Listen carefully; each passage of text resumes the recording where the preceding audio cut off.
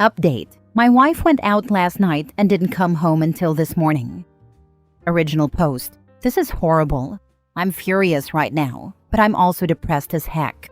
I know what I have to do. It's just killing me that I have to do it. It's fresh and it hurts a lot. My wife didn't come home last night. She went out with a couple of girlfriends, which is pretty normal for her. She's normally back around 2 a.m. on these nights, so I waited up. Around 2:30, I called to check in. She answered, and I could hear people in the background. She told me they went to a party but were leaving in a couple of minutes. She wasn't home by 3, so I texted. It delivered, but no reply. Around 4 a.m., I called again. It rang a couple of times before she sent me to voicemail. My wife finally came stumbling through the door at 6:47 a.m. this morning. I know the exact time because I was worried. She was wearing a dress she didn't leave the house in, with mesh leggings I'd never seen before either. The leggings had clearly been torn, and her makeup was smudged. My heart sank when I saw her. My immediate worry was that she had been assaulted. She only shook her head no when I asked her that. I asked her what she had been doing then. She only said that I knew what she had been doing, and that kind of confirmed what the voice in the back of my head had been screaming since she walked in. My wife cheated on me last night. I asked her who it was. She shrugged almost casually and said it was somebody they met at the club.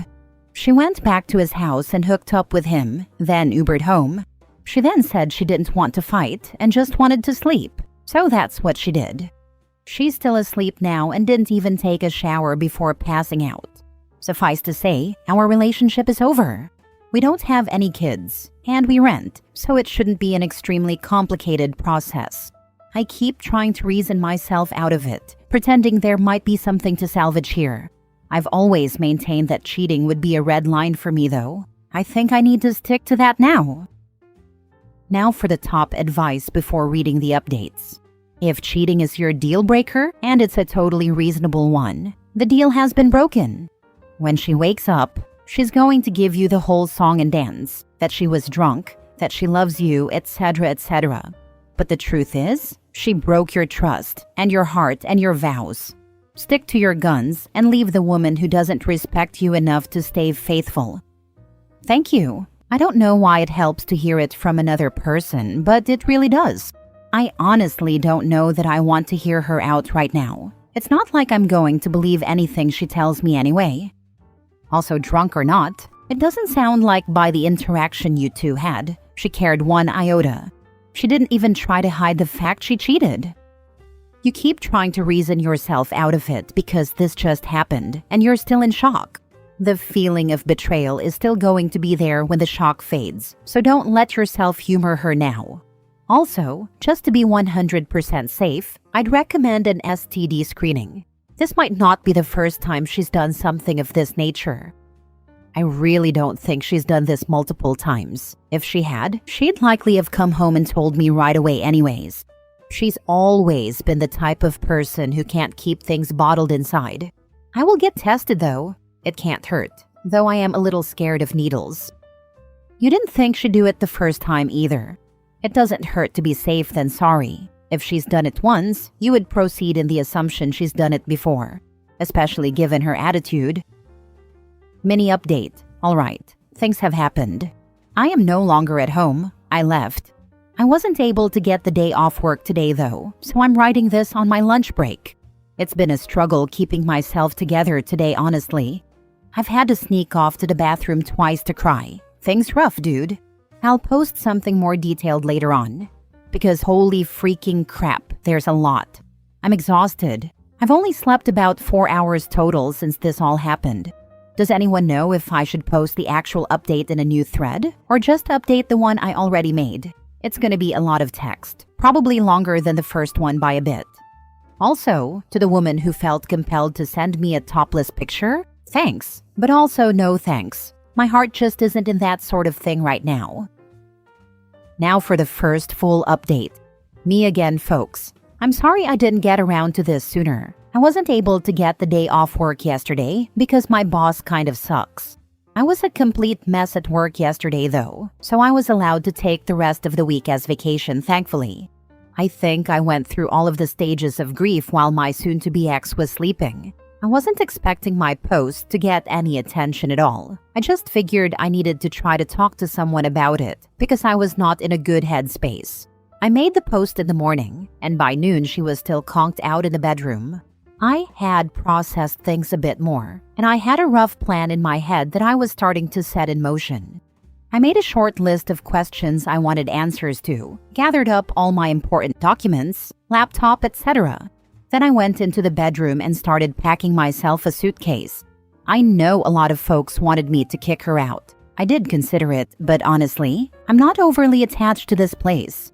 We just rent, and I'm in a lucky enough situation to be able to say that paying half the rent for a few months isn't going to financially end me. It'll sting a little bit, I won't lie. But I'll make it, and I feel like being around this place is only going to remind me of her anyway. I need to be looking forward, not back. She ended up waking up about halfway through me packing my suitcase. There was momentary confusion as she looked around the room, then she just started bawling. Maybe this is awful of me, but I didn't bother comforting her. I told her I had the screenshots of her Uber and text messages from her phone, and that plus her confirmation was enough that things between us were completely done. She didn't answer me and just cried louder. I debated trying to continue the conversation, but I decided to just pack the rest of my suitcase and head back out to the living room until she came out. When she finally left the bedroom, she sat next to me on the couch and asked me if we could talk things through. I told her as calmly as possible that wasn't how things were going to work. I was going to ask questions. I wanted honest answers. She told me she'd be honest, so I proceeded. My voice was shaking the entire time. It was taking everything to hold it together, but I kept going. Was this the first time she had cheated? She started crying before she answered that, then told me no. She had cheated on me multiple times over the course of our relationship. It was, and I'm going to use her words exactly here, just sex, a way for me to let off steam. None of it ever meant anything. I wrote a comment shortly after making my post that all the love couldn't just fade away in one swoop. Well, it can. It hit me right then that I wasn't dealing with my wife. The person I was married to literally wasn't in the room. This was someone different. She refused to tell me exactly how many times she had cheated, just more than last night. Had she used protection? No hesitation from her before she nodded her head emphatically.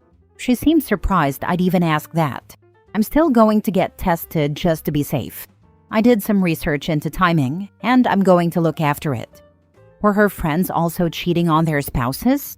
Yes and no. I tried to get her to tell me which of her friends were cheating so I could get in contact with their spouses. She probably should have, because her refusal led to me messaging pretty much every romantic partner of her girlfriends I could find on social media. There are a couple I don't know or couldn't find, but I did my part. Why did she do it? This was the answer that gutted me the most. I'm going to use her exact words again. I need to have sexual variety. I told her that it's not like our sex life is dull, and she clarified, it's not the same as something new. I didn't even have a response to that one. I had expected something about me working too much or not supporting her emotionally.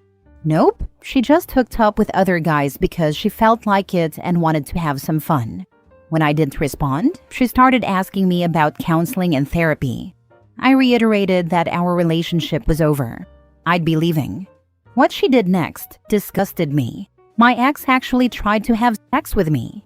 She put her hands on me and started trying to take off my clothes.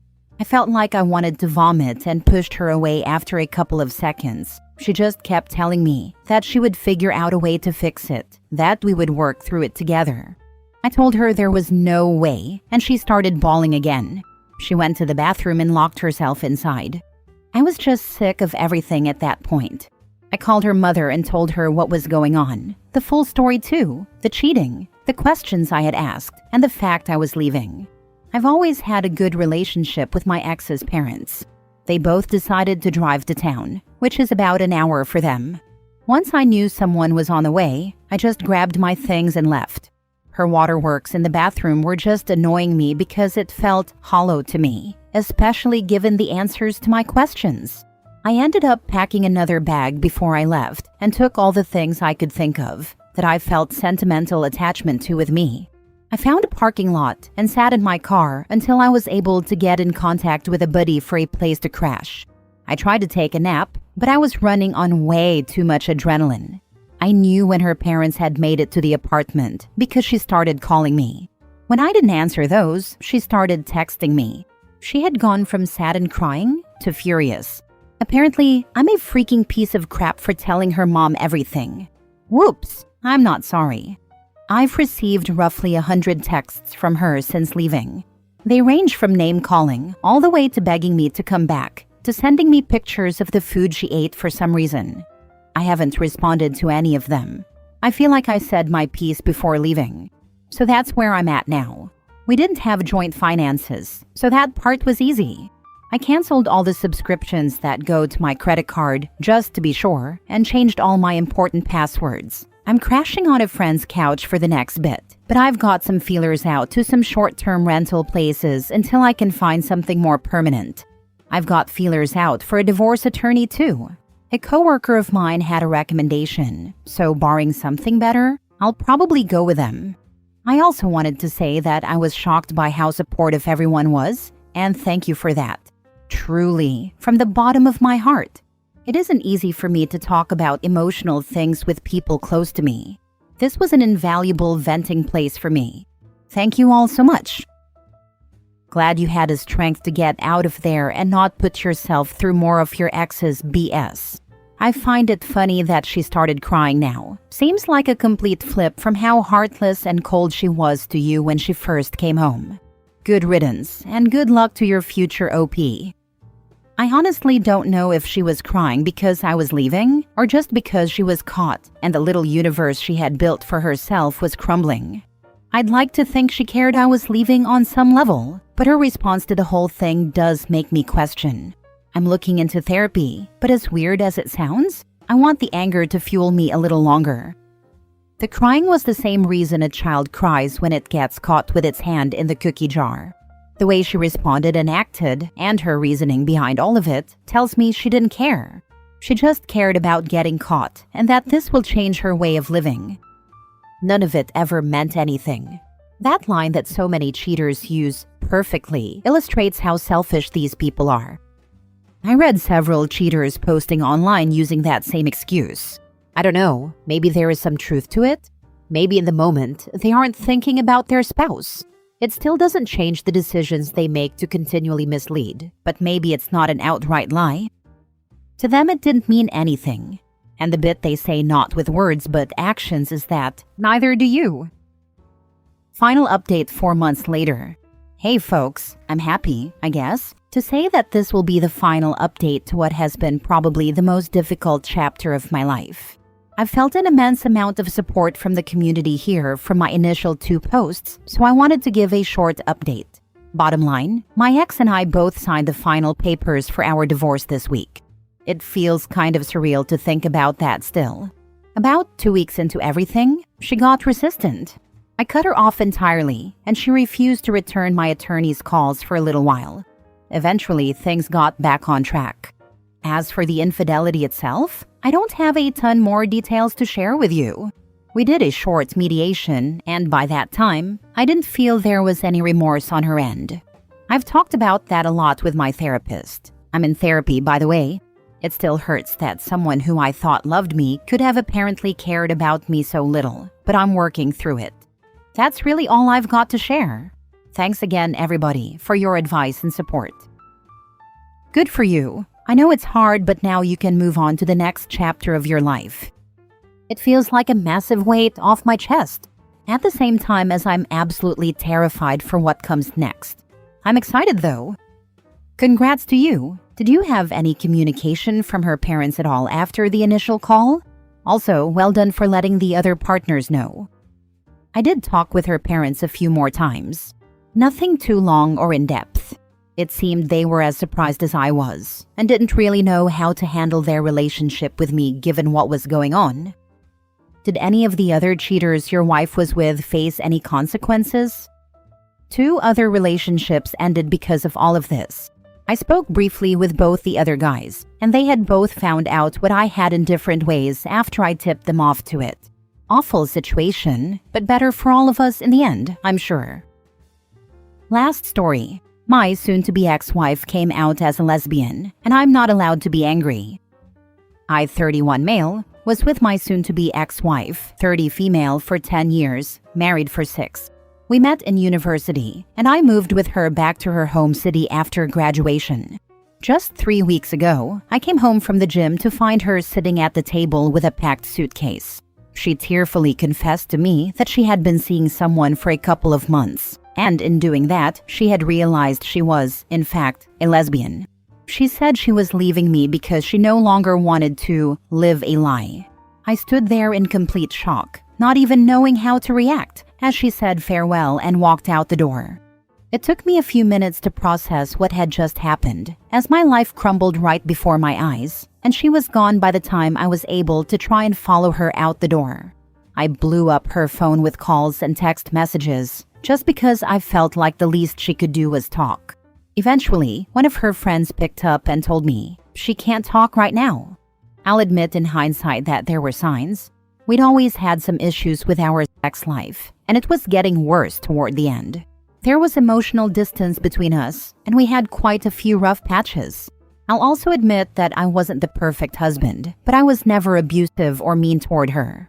I did my fair share of the housework, was romantic, and put emotional effort into the relationship.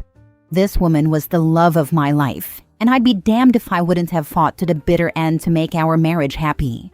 But sadly, none of it mattered in the end. I failed at a marriage that was doomed from the beginning, and it cost me 10 years of my life and most of my 20s. What baffles me the most about this whole situation is, how could she not have known this whole time? I was aware that she was into women. She had dated women before meeting me, and her friends and family are very open-minded. She has a queer cousin. I can't honestly think of any reasonable explanation. I feel like I've been deceived. The worst part is how this is playing out with all our mutual friends, pretty much all of whom were her friends first. The very next day, she made a long-winded post on Instagram describing her coming out story, for which she received an endless stream of likes and comments telling her how she's so brave for living her truth. Most of her friends have outright stopped talking to me and removed me from social media, except a few who have called and stopped by to check in on me. Even then, though, every time I try to vent to them, I'm met with some variation of, "You didn't see how much of a wreck she was," or now, think about how difficult this is for her." Like, what the hell? I'm the injured party here. It wasn't my choice to knowingly enter a marriage with someone I'm incompatible with. I'm a human being with emotions too. Anyway, thanks for listening to my little rant. Now that the initial shock of all this is over, I guess all I can really do is pick up the pieces and figure out my next moves. You are allowed to be angry, regardless if she was figuring out if she was bi or lesbian. She had an affair. She lied. She betrayed you. She could have figured it out without having you on the back burner. She was selfish.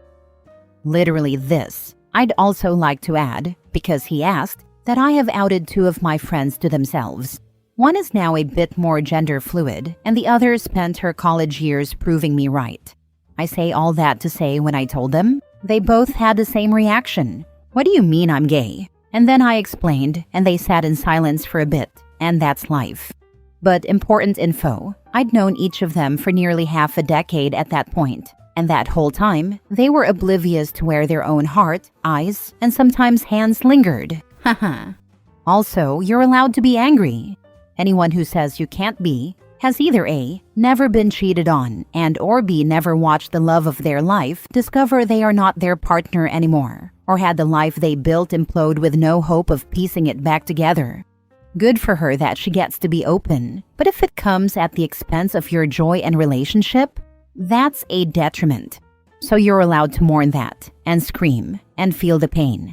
Just promise yourself you'll get up after this chapter closes, time passes, and the absence becomes a little less lonely, a little more welcoming.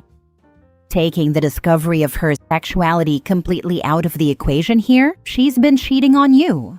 That's flat out unacceptable, regardless of if someone is just trying to find themselves. You have every right to be upset by the dissolution of this relationship because you were cheated on. I wouldn't say she led you on in regardless to her sexuality. I didn't fully come into my own sexuality until after my marriage, and so for many, it takes time to figure it out. But you don't figure it out by cheating. That's the biggest issue here, and I'm sorry you're going through this.